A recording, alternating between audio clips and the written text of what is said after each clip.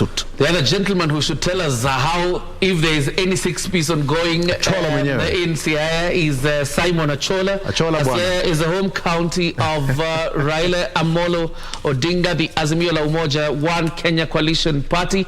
Probably, Achola, to start us off, you can probably give us a feel about the election there and whether this much touted 6-piece voting is working in Siaya. Simon? Start by asking him, Idinadiban Achola. Go ahead, Achola.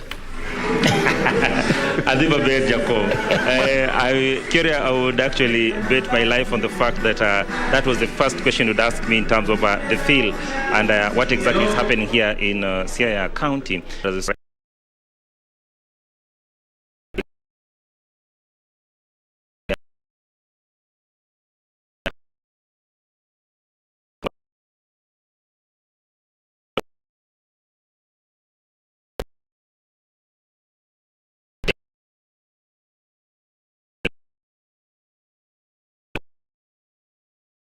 To get the feel of how wananchi here are receiving the results that are actually streaming in both for the county level but also at the national level. And I can assure you, as we speak right now, everything is actually very, very calm. Where I am now, I'm actually at Siaya Institute of Technology. This is a tallying center of Alego Songa. Now, Alego Songa is the largest constituency in terms of registered voters here in Siaya County, and it has in excess of around 100,000 registered voters. And of course, we've been keeping a keen eye here on exactly what is happening since yesterday. And I can assure you that ballot boxes and papers that are actually coming from various polling stations across the country have been streaming here since yesterday at around 9 p.m. And the exercise has actually been ongoing. And if my colleague can actually just show the crowd here, or the people who've actually come in, basically agents and followers, and of course IBC officials who have actually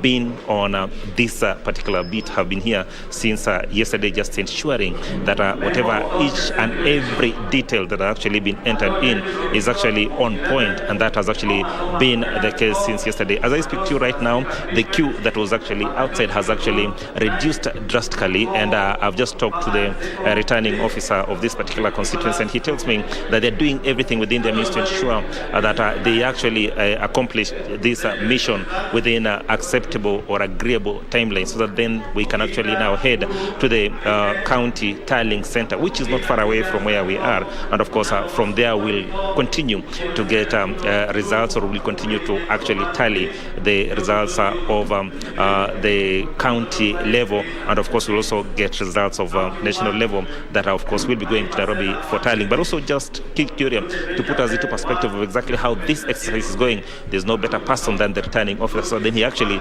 tells us he's a bit tired, yes, but he will actually be in a position to actually tell us what exactly is happening. Welcome, sir. So, yes. Tell me, how is it going so far? No, we can see the going is smooth. The announcement is smoothly going. The process is a bit fast, and they might be able to finish before darkness. Yesterday when we had a discussion with you, you told me that everything was actually set, and you are sure that everything will be fine. And a few minutes ago, when we were having a side chat, you told me that the ballot papers have actually come in and everything's actually done. Can you assure us that within what time frame that will actually be done with this thing, so then we go to the county?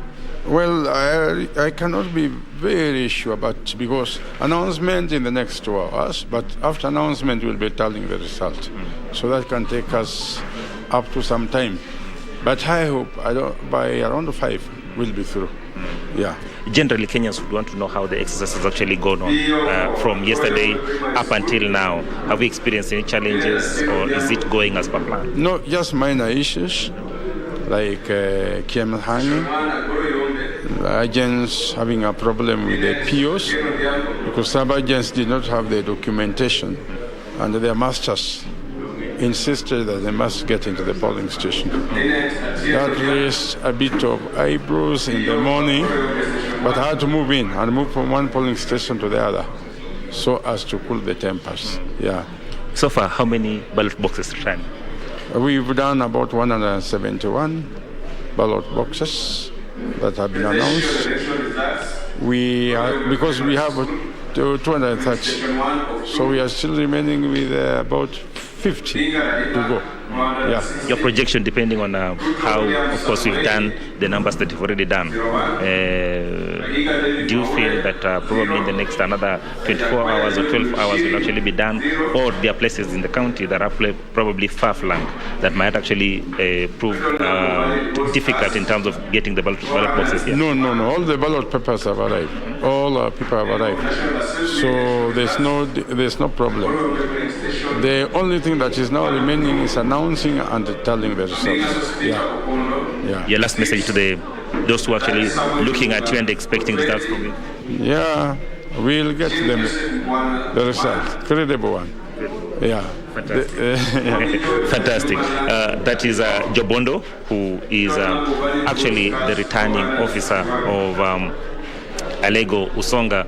Of course, we've been with him since yesterday, filling us in on exactly what has been happening on the ground, the challenges that have actually faced while actually dispensing with this very noble duty, but also assuring Kenyans that they will do everything within their means to ensure that indeed they pull this off. As he says, we have done about 100 plus ballot boxes, that is from various streams across the constituency. However, almost half of is also actually out there, and we are expecting that probably they'll be finishing that by evening today or probably midnight, so that then we can actually move to the tallying center. Of course, you can keep it here, so then we will be telling you or briefing you in our subsequent links and bulletin on exactly what will be happening here in Siaya. But as I've said, Siaya remains largely peaceful. The first constituency that we expect probably that they would have tied by now